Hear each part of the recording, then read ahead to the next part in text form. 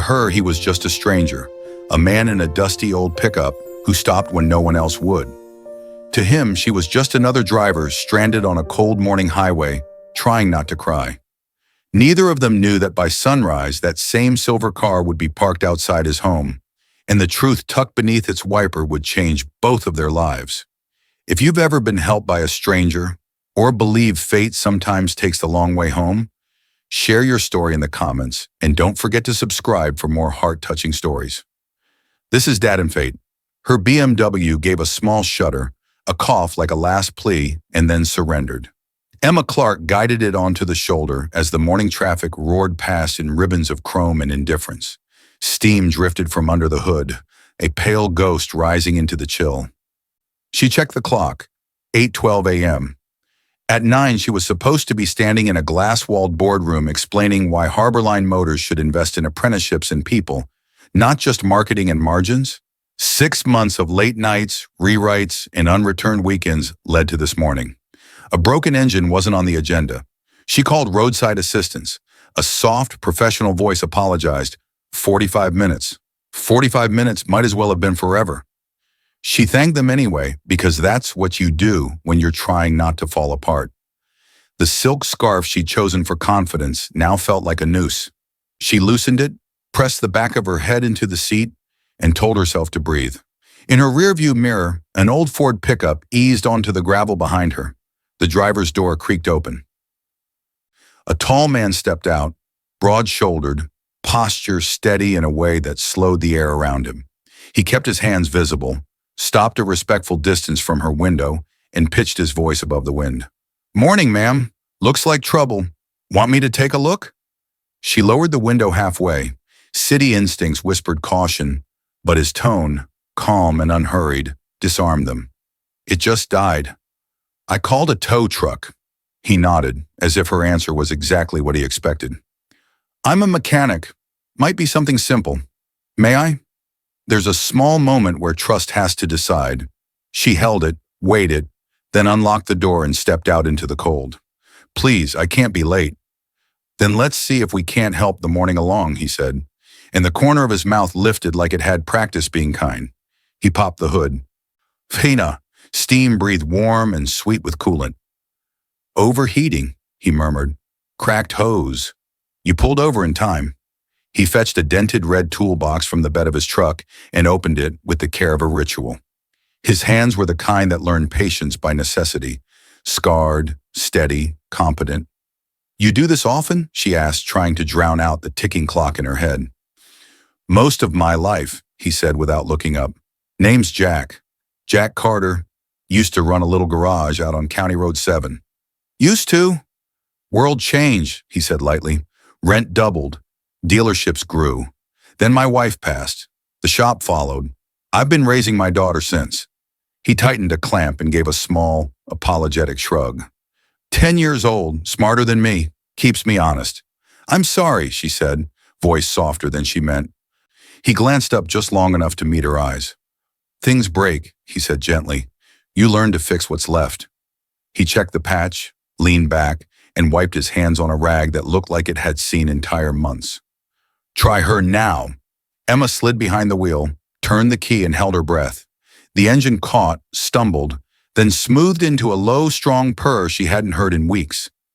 Relief rushed through her so fast it felt like laughter. She climbed out quickly. "You did it."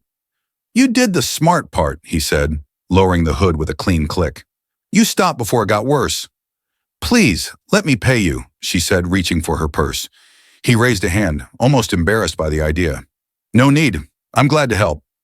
"You were out here almost half an hour?" He checked an old scratch watch and smiled. "I skipped breakfast anyway." She blinked, then remembered the neatly wrapped sandwich in her bag. "Turkey and avocado," she said, holding it out. "I packed it for after the meeting." He took it with both hands as if it were worth more than money. "Best payment I've had in a while," he said quietly. "Thank you." "Thank you," she replied, and realized she meant it more than she'd meant anything all morning. "I'm Emma." "Jack," he said.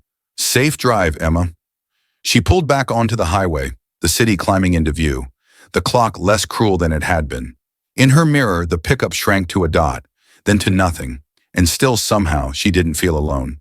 At 9 sharp, she walked into the boardroom, hair dampened by the mist, heart steady in a way it hadn't felt for months. The room reflected itself, glass, chrome, a dozen faces prepared to say no. She stood, straightened the pages she didn't need, and began. She talked about people, about building a pipeline of real mechanics and electricians, about apprenticeships that paid dignity, not exposure.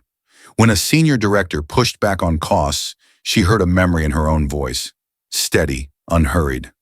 Because fixing people, she said, costs less than replacing them. The room went quiet. Even the hum of the vents seemed to listen. The vote passed. The program was approved. An email arrived with a promotion she read twice before she believed it. She closed the door to her office and let herself cry the way people do when they finally put a heavy box down. When she looked up, the woman in the glass didn't look invincible. She looked human. Somehow that felt like an upgrade. Across town, a golden retriever named Rusty stared at Toast like it owed him rent, while a girl with a high ponytail and unmatched socks negotiated with him poorly. "Dad," Lily announced, "Rusty is a thief." Jack dried his hands on a dish towel. "So are you sometimes. You stole my last clean pencil." "I returned it," she said. "You returned the eraser," he corrected, and she laughed hard enough to lose the argument. He stepped out to grab his toolbox from the truck, and there it was. The same silver BMW parked neatly under the alder like a well-mannered visitor. Clean now, polished. A white envelope tucked beneath the wiper. He looked up and down the street out of habit. No one. He eased the envelope free and opened it. "You didn't just fix my car. You fixed my morning. I made the meeting. We got the program through. And I got the promotion. If you ever want a place to work where steady matters more than suits, come find me. Emma Clark, CEO, Harborline Motors."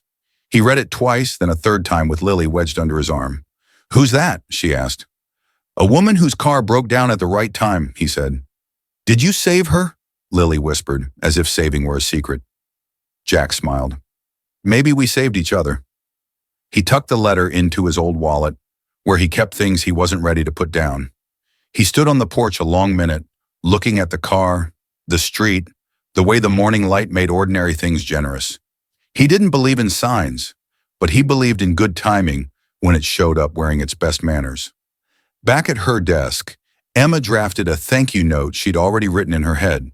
She deleted "Dear Mr. Carter" and typed "Jack" instead, then smiled at herself.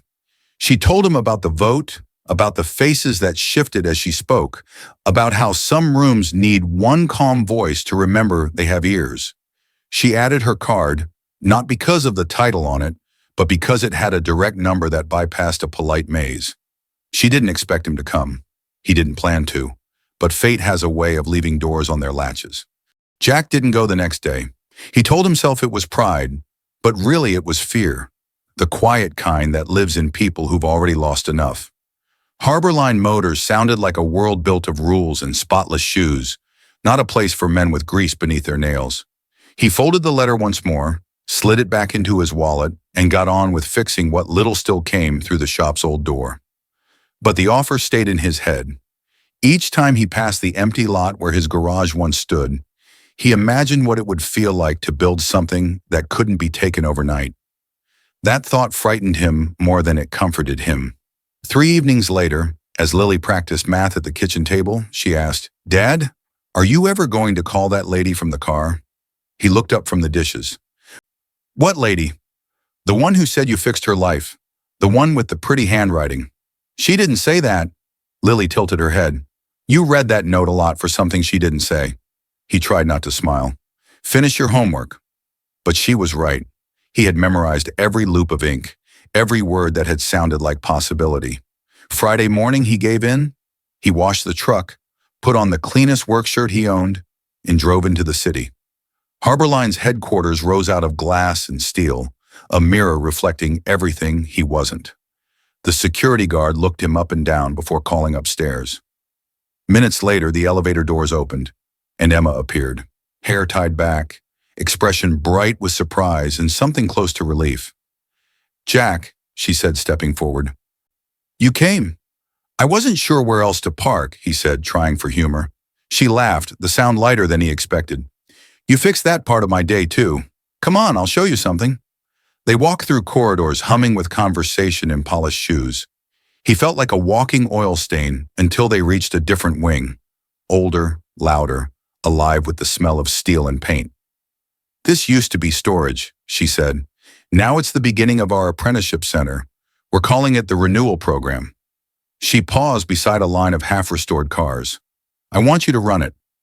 Jack blinked. You don't even know if I can manage people. I watched you fix a car on the side of a highway without panic, she said. That's management. Then quieter. Besides, I've met enough managers. I'm looking for leaders. He wanted to argue, but there was conviction in her tone that felt unarguable. I'll try, he said finally. That's all I ask. His first week felt like stepping back into a language he thought he'd forgotten. The shop filled with misfit apprentices, veterans, single parents, kids who had almost given up. Jack taught them how to listen to engines instead of judging them. He made them name the sound each part made when it was healthy and when it wasn't. Machines, Hina told them, are just people that forgot how to talk. Emma visited every afternoon under the excuse of checking progress. She'd stand by the doorway, sleeves rolled up, pretending to review reports while her eyes followed the rhythm of Jack's hands. One evening, she brought coffee for everyone and stayed until the last wrench dropped into its tray. When the others left, she lingered. You were right, she said softly. They're responding to you. They're responding to work, he said. Same as I did. Still, she added, thank you for saying yes. He looked at her across the space where light pooled over tools. Thank you for asking. That night, she returned to her apartment and found herself writing in the same looping script as before. Notes for next week's presentation, but between them, small phrases she hadn't planned. Steady matters more than suits. Hands that build. Fixing what's left. She stopped mid-sentence and realized she was smiling.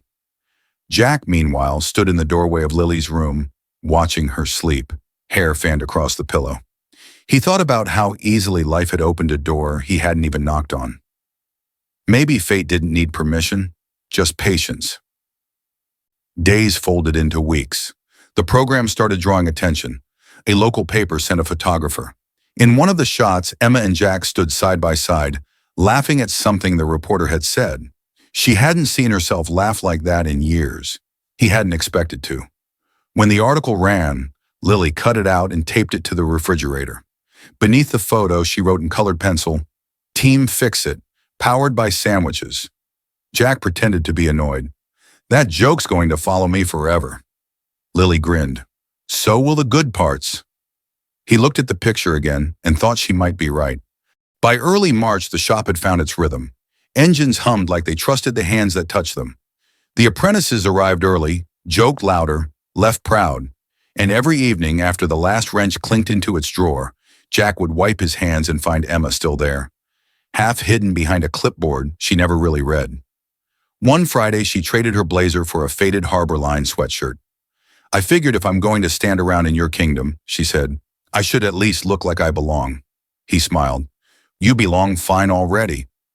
They shared coffee from the same thermos, talking about small things that somehow felt like big ones. How machines can sense hesitation, how people can too. For someone who lived by schedules, she'd learned to linger. That afternoon, Lily stopped by, backpack full of drawings. She spread them on the workbench. Colorful cars with wings and smiling headlights. Emma crouched beside her. You gave them faces. Lily nodded. Dad says engines are hearts with wheels, so I gave them eyes to see where they're going. Emma laughed softly, blinking faster than she wanted. That's brilliant. Jack watched from across the room, the sound of their laughter filling spaces he hadn't known were empty. Later, thunder rolled. The others left. Rain streaked the windows in silver lines. Emma lingered by the open bay door, looking out at the wet streetlights. Storms always find me, she said. Maybe they're just checking in, he answered. She smiled, but her voice turned quiet. My husband used to love nights like this, said rain hides the world so we can hear ourselves think. Jack leaned against the workbench. Mine hated them, Said thunder was God reminding us who's in charge. Do you listen? Sometimes, he said. Sometimes I just argue back. They laughed, small, human, a sound that felt like shelter. For a long while they said nothing more. Only the rain spoke. When she finally left, she forgot her umbrella but left a thermos on the bench. Across its lid, a note in her handwriting, for long nights. He found it at dawn. Steam rose like gratitude he didn't know how to say. Weeks passed. The renewal program grew faster than either expected. One morning, reporters returned, this time for a feature on community rebuilding.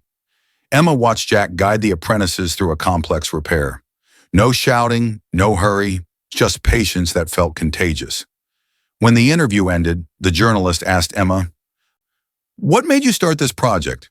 She glanced at Jack, who was laughing with Lily over a misfitted bolt. "Because one morning my car broke down," she said, "and a stranger reminded me what steady looks like." But success brings shadows. At the next executive meeting, numbers replaced gratitude.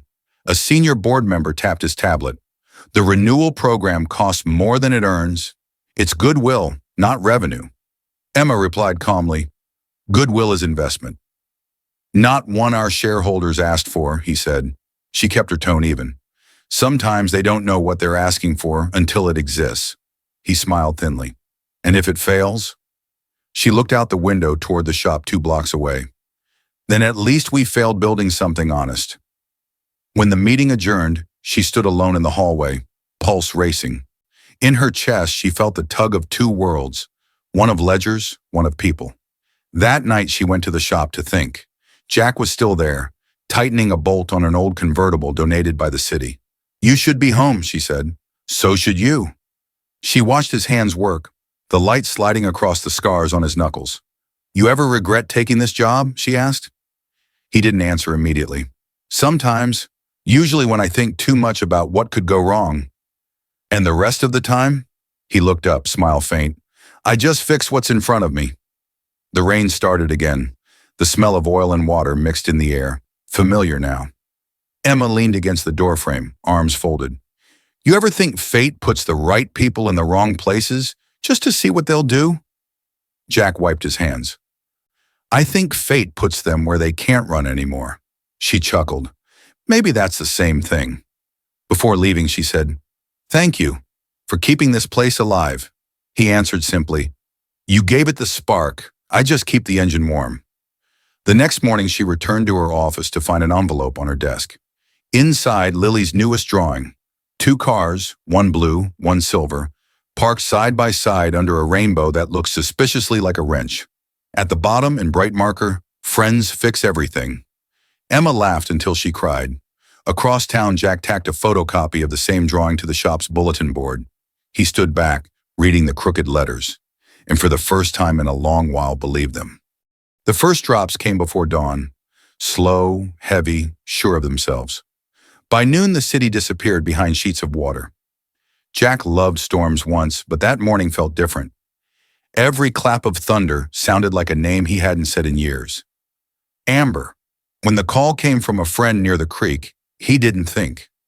"The water's up to the memorial bench," the man said. "That box you keep there, it's gonna wash away." Jack grabbed his keys before reason could argue.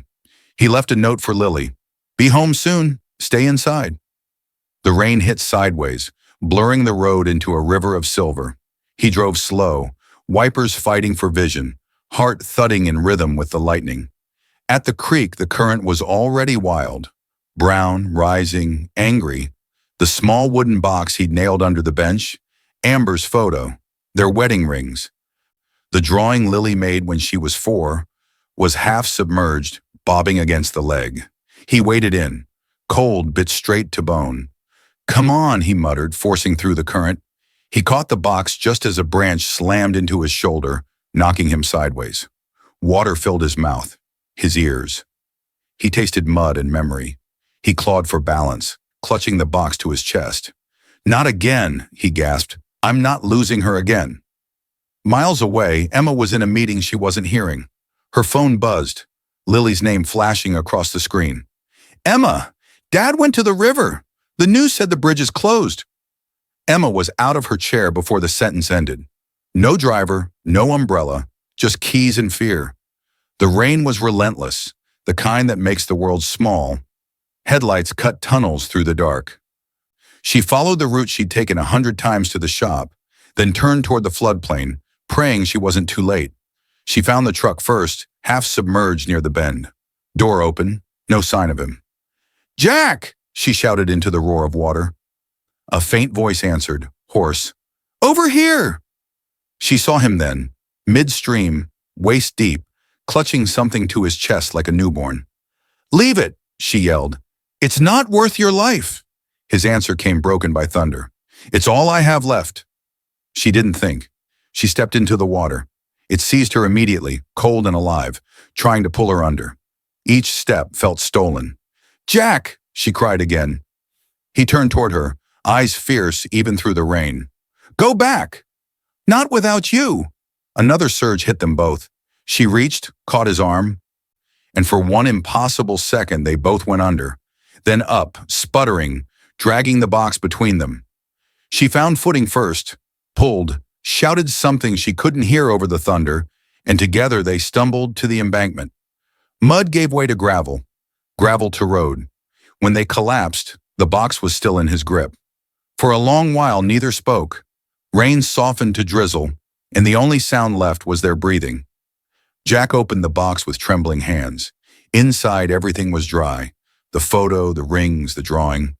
It shouldn't have been possible, but it was. He laughed once, half choked, half relieved. "She's still here," he whispered. Emma knelt beside him, soaked, shivering, heart hammering.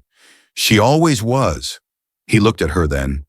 Not the CEO, not the stranger on the highway, but the person who'd walked into the flood without hesitation.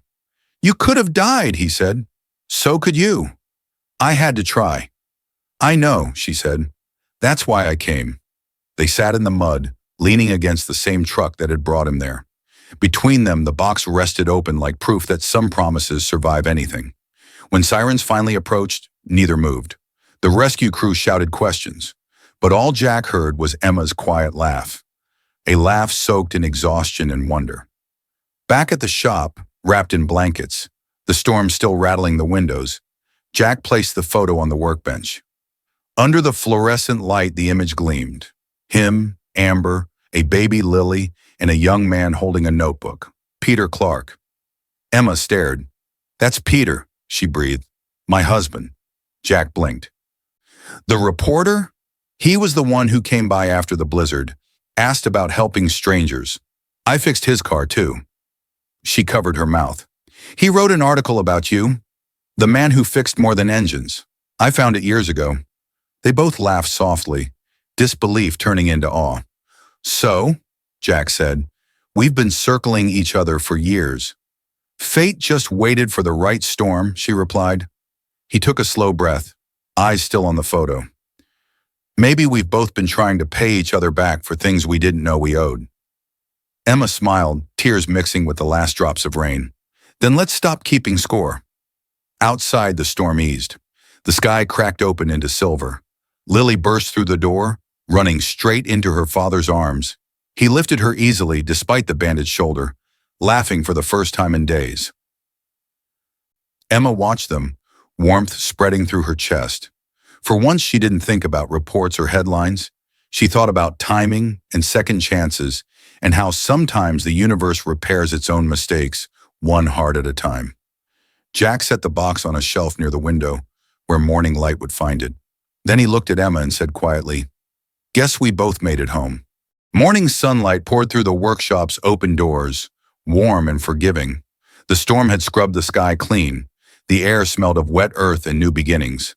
The renewal program had reached its 50th restored car. Reporters, families, apprentices, and half the neighborhood had come to celebrate. Balloons hung from the rafters. The smell of engine oil and birthday cake somehow worked together.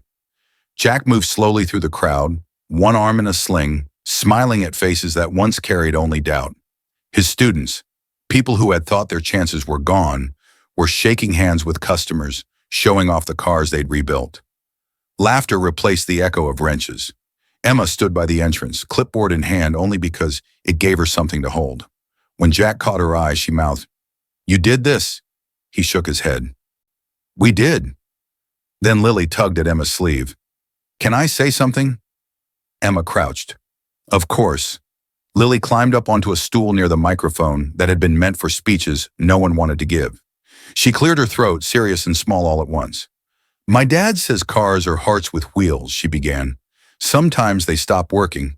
Sometimes people do too. But if you have someone who won't give up, you can fix both." The crowd went quiet, then applauded softly. Jack felt something in his chest loosen, the kind of ache that means you're healing. When the noise faded, Emma leaned close and whispered, "She's right, you know." Jack smiled. "She usually is." As the celebration thinned, they found themselves alone in the quiet aftermath. Streamers hung tired, coffee cooled on the counter. Emma looked around the shop, the same space that had once been storage. "Hard to believe this was ever empty," Jack nodded. "Most good things start that way." She turned toward him, hesitant. "I keep thinking about that photo, about Peter. How strange that he wrote about you years before I knew you." Jack chuckled softly. "Guess fate keeps good records." "You think it means something?" "I think it means everything found its way where it needed to." They stood side by side, watching the sunlight creep across the floor, dust motes dancing in its wake. There was no need for big declarations. Some stories don't end with fireworks. They end with quiet recognition that you've survived long enough to start again. Emma reached into her pocket and handed him a folded envelope. "What's this?" "Your contract," she said. "Permanent position. But more than that, ownership. Half this place is yours now." He blinked. "You don't have to." "I know," she said, cutting him off gently. "Neither did you, that day on the highway." For a moment he couldn't find words. Finally he said, "You realize I'm terrible at paperwork."